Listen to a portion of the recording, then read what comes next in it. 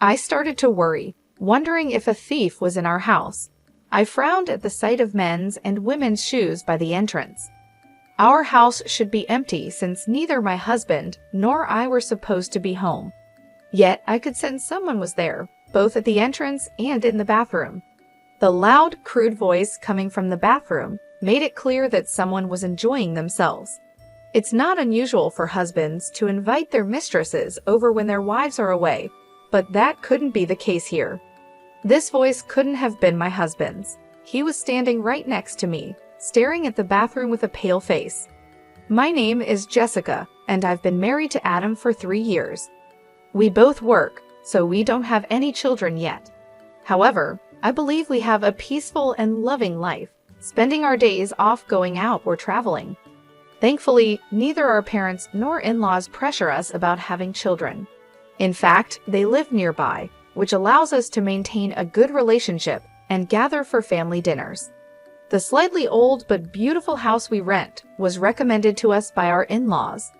We usually host dinner parties once a month, and when we do, my mom and I prepare the meal, enjoying the evening with Dad's favorite wine and the food brought by our in-laws. On that day, Mom had come over in the morning to help prepare for the dinner party, but she seemed unusually quiet and a bit down. While cutting the ingredients, she expressed concern, saying things like, "Do we really need this much? We might not be able to finish it all." This was not like her. "Mom, what's wrong?" "We've only prepared the usual amount for today," I asked. She looked at me with surprise and then laughed it off. "I'm sorry, dear. It's just that Dad has been eating less lately, and I'm worried." "Really? Is Dad not feeling well?" I asked. My dad has been a self-made businessman since his youth, the so-called entrepreneur. He's always been focused on work. When I was a child, I barely remember my dad playing with me on his days off. Even though I don't have many memories of him being around, I still worry about him. It bothers me to think that he might be working himself sick. Mom seemed hesitant to say anything, probably not wanting to worry me, but she finally opened up. "It's not an illness. Dad is perfectly healthy, but he's been acting distant lately. He's been criticizing dinner and making comments about how plain my clothes are." Why would he say such things? I thought, it's awful that he would say that to Mom, who has always been the heart of our home. But Mom brushed it off, saying, "I'm fine. Maybe Dad is just a bit stressed from starting a new business." She insisted she was okay, and although I was still concerned, we let the conversation fade and got back to cooking. Today, we plan to prepare a special meal, including Dad's favorite steak and pie as a way to support his new business venture. Adam, my husband, was busy as usual, unable to relax until everything was spotless.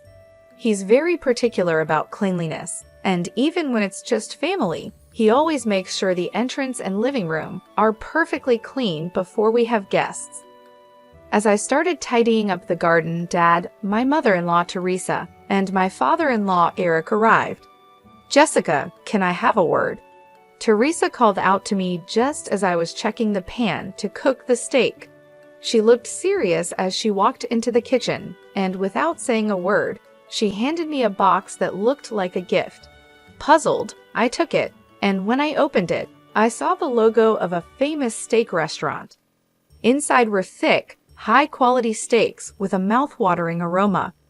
It turned out that we had accidentally prepared the same dish. I thought it would be easy enough to just cook fewer steaks. After all, it wasn't the first time our gifts had coincidentally matched. I smiled and said, "Wow, did you go out of your way to buy this?" "We heard it was a celebration, but you could have told us about the steaks." "This is a bit awkward. Should we just serve the gifted steaks today?" Teresa replied, "But you and Adam can still eat them, right? We're not young anymore, and too much meat can be a bit heavy on our stomachs." I found myself speechless. Everyone in the family is nearing 50, and it felt wrong to prepare so much food only for it to go to waste, especially after Mom had helped with the preparations.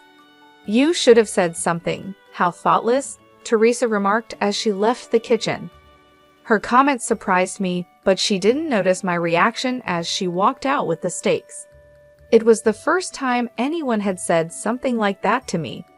We never coordinated gifts before, and even when we ended up giving the same thing, we usually laughed about it.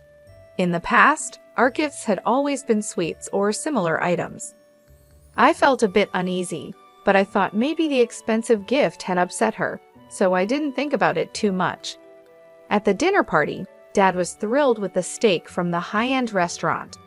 Mom seemed to understand my situation with just a glance, and without mentioning the steaks we had prepared, pretended to be just as happy.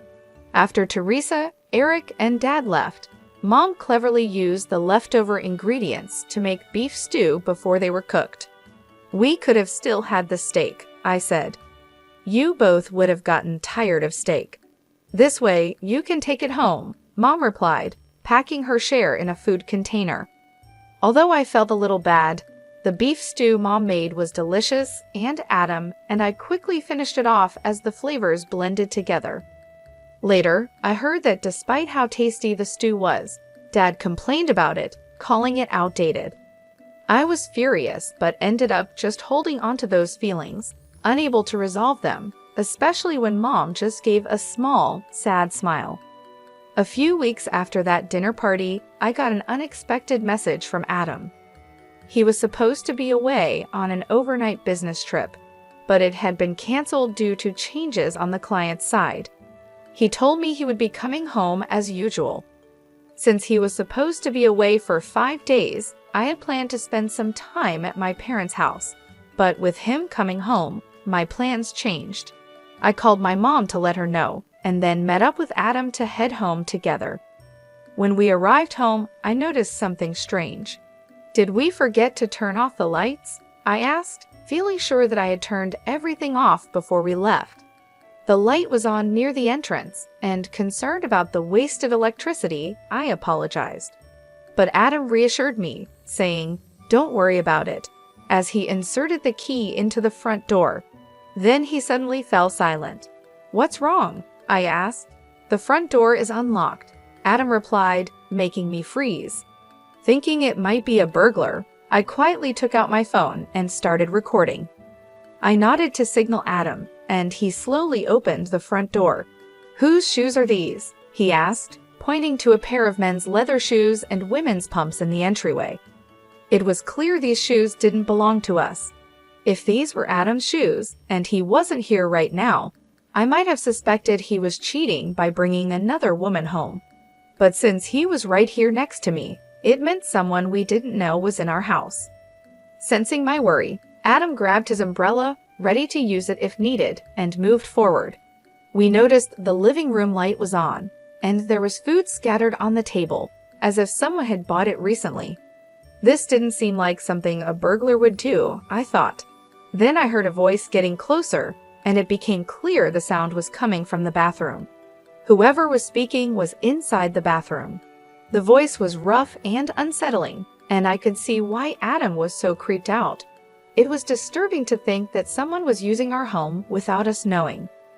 Curious and worried about who could be doing this, I slowly opened the bathroom door and immediately saw some clothes thrown around.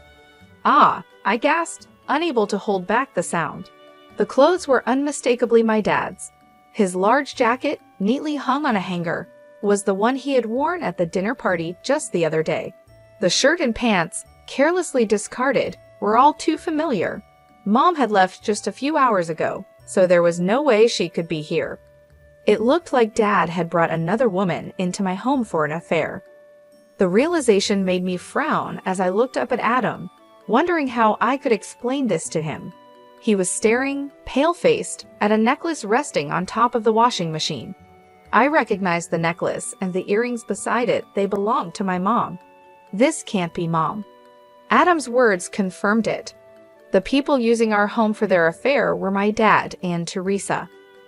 I pulled Adam, who seemed ready to burst in on them, back to the living room. Moving away from the echoing voices seemed to help him calm down a bit. "Shouldn't we call your mom and my dad?" Adam suggested, though he seemed unsure. The thought of bringing Mom and Eric here now felt like it would lead to a crisis for both families, but I couldn't just ignore what was happening. The vulgar noises were still coming from the bathroom, suggesting they wouldn't come out anytime soon. I contacted Mom, and Adam reached out to Eric right away. "It's about Dad," Adam said. "Your dad told me he was going golfing today. He left early this morning and won't be back until tonight. Should I tell him to call you when he gets back?" "It seems that Dad is at home with Teresa," I said, unable to mention what was actually happening in the bathroom. But that was enough for Mom to understand the seriousness of the situation. In a tense voice, she said, "I'll be right there," and hung up. Less than 20 minutes later, Mom arrived, looking pale, with Eric right behind her, utterly bewildered. The voices had stopped, but we could still hear the shower running. Thankfully, the loud voices that had filled the hallway earlier were no longer heard. "Adam, what do you mean Teresa is here?" "I told you, Mom went on a day trip with friends and won't be back until tonight," Eric asked, full of questions. We had informed him that Dad was with someone, but whether he was confused or just didn't want to accept it, he avoided looking toward the bathroom. Feeling sorry for Eric, Adam signaled to me, and I started recording on my phone again. Adam made no effort to hide his approach as he stormed into the bathroom. "Hey, what the heck are you doing in our house?" Adam shouted as he pushed the room door open, making a dull sound. Screams from Dad and Teresa were followed by loud arguing between Dad and Adam. Adam, now standing in the doorway, grumbled in disgust. I grabbed a bath towel and tossed it into the bathroom, desperately wanting to avoid seeing them naked. I really didn't want to see that. Behind me, Mom, no longer able to hold back, pushed past me and stormed into the bathroom. She shoved Adam and Teresa aside and, with a voice I'd never heard from her before, dragged Dad out of the room. Eric, finally mustering his courage, followed Mom into the bathroom and pulled Teresa out. Both of them hurriedly dressed in their scattered clothes, and within minutes, they were sitting in the hallway with their hair still damp. All of us, including me, were panting heavily, our shoulders rising and falling with each breath. Mom broke the silence with a thin voice. "Why?" Her question was the start of Dad and Teresa's explanations. It all began with Teresa developing a crush on Dad. And since Dad is a company president, he has connections with some flashy industries. He pays much more attention to his appearance than most men his age. And even I have to admit he looks stylish and sophisticated. Teresa reportedly fell for Dad the moment they met, captivated by his demeanor.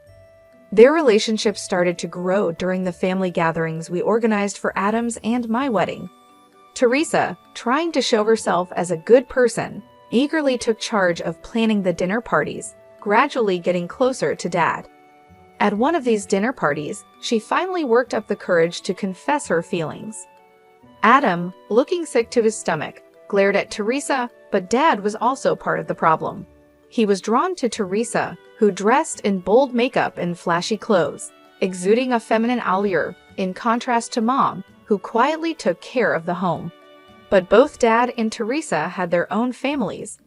Mom often worked at the same company as Dad, and on Dad's days off, Eric usually had a similar schedule, so they needed a place to meet in secret. Surprisingly, they chose our home. Adam and I have a hobby of taking short trips and staying at nearby hotels during long weekends, which inadvertently gave them the opportunity. Teresa would say, "It's not safe to leave the house empty for too long, so I'll check on it," as a way to confirm our absence. Then she would contact Dad. Since we were neighbors and often shared our plans without suspicion, our house became their secret meeting place. We never gave them a spare key, thinking it was impossible for them to enter, but it seems they secretly took a key during one of the dinner parties and made a copy. They were careful to leave no trace of their presence in our house. They brought their own food, took all the trash with them, collected any hair from the drain after using the bathroom, and wiped down any moisture before leaving. This time, Dad contacted Teresa after hearing that I was going back to my parents' house because of Adam's business trip. I had only informed Mom about the change in plans, leading to this unexpected encounter. If we hadn't discovered it now, who knows how long we would have been deceived. Naturally, both Dad and Teresa were served with divorce papers by their spouses. They faced claims for compensation during the divorce proceedings and were disowned by Adam and me. Although Dad and Teresa initially admitted to what they had done, they later claimed we were lying and had no evidence. However, I had recorded everything on my phone, and when I presented that as evidence, the divorce proceedings went smoothly. With the settlement money, we moved into a new apartment. Adam, who already had a bit of a germophobia, developed a complete aversion to the room after that day and now refuses to even go near it. I also found it too painful to keep living in a house that had been used for their affair, so I fully agreed to move. Now Mom, who has lost all love for Dad, lives with us after the divorce was finalized. Teresa, on the other hand, seemed quite pleased with herself. She became openly defiant, maybe influenced by Dad, and accepted the divorce settlement and compensation without much resistance. She moved in with Dad right after the divorce, and they got married, finally getting what they wanted being together. It seemed like everything was going perfectly for them, with Teresa becoming the wife of a company president and looking forward to a great life ahead. However, their plans quickly went wrong. Dad's new business venture failed, and the company's performance rapidly declined, like a balloon losing air. When Mom heard about this, she simply nodded, as if to say it was expected. "Who do you think was holding everything together all this time?" she said. It was Mom who had been quietly managing the complaints about Dad's harsh business tactics, both inside and outside the company, and supporting the business behind the scenes. She handled a major part of the company's finances and dealt with clients. Naturally, she resigned from the company when the divorce happened, and Dad, eager to get rid of her, didn't ensure a proper handover. As a result, the company was left with unhappy employees, and many of them followed Mom's lead and resigned, causing a staffing shortage.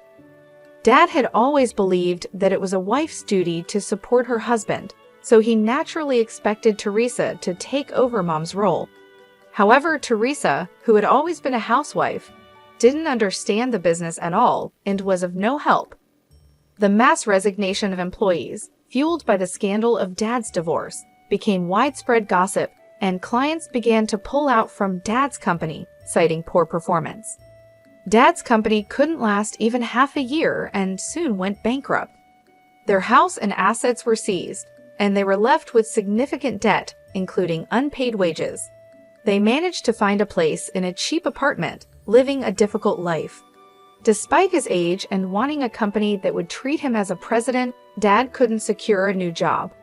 Naturally, his frustration grew, and he turned to gambling as a way to relieve his stress. But even that wasn't enough. He began to blame Teresa, saying, "None of this would have happened if it weren't for the affair. It was Teresa who seduced me." His anger led to him becoming violent towards Teresa. Teresa, struggling to make ends meet with part-time jobs and desperately trying to support Dad, grew disillusioned with him as their situation worsened. He sank deeper into his gambling addiction, wasting even the money they needed for living expenses. Unable to bear Dad's constant verbal abuse, Teresa eventually fled the apartment. She ended up at Eric's house, where Adam had grown up. Adam and I happened to be visiting Eric, who had become somewhat reclusive due to the emotional strain of the divorce, so we often checked in on him. When we found the front door open, we walked in to see who was there and were met by Teresa. At first, we didn't recognize her. She looked so different that we thought an old woman we didn't know was speaking to us. The once well-groomed Teresa was unrecognizable, now looking worn out. Teresa tried to apologize and seek forgiveness for what she had done in the past. But all I could do was give her a bitter look, thinking it was too convenient for her to ask for forgiveness now. Eric must have been quite shocked to see her, yet he seemed somewhat moved by the return of the woman he once loved. While he was trying to figure out how to ask her to leave, Adam, standing next to him, suddenly clutched his mouth and crouched down. Remembering Teresa's affair in our room, he couldn't hold it in and vomited right there. In a panic, Eric and I rushed to get a trash can and water, and we heard Adam's cries of rejection toward Teresa from behind his back. Feeling sorry for Adam and unsure how to handle the situation, it was Eric who took action. He looked Teresa straight in the eyes and firmly told her there was no chance of reconciliation. "Leave," he said, sending Teresa away with strong words. Teresa seemed deeply affected by her own son's rejection, especially seeing how sick it made him. Without saying another word, she stumbled out the front door and left. Since that incident, Teresa has kept her distance from Eric, and there has been no contact from either Dad or Teresa. It seems our ties with them have been completely severed. Adam was under the weather for a few days, but he has since recovered, and together, we are focused on building a warm and loving home. Mom has shown incredible strength. She quickly found work, made new friends, and is moving on from Dad to enjoy her life. She's planning to rent an apartment for herself once she has saved enough, and I hope she chooses one close to our home. As for Eric, he seems to have brightened up a bit after adopting a stray cat that wandered into his yard. Taking in that one cat has led to more cats gathering at his place, and now it's known in the neighborhood as a popular hangout for cats. The ordeal caused by Dad and Teresa involved the whole family in a tough situation, but those of us who remain have strengthened our bonds and are doing our best to move forward.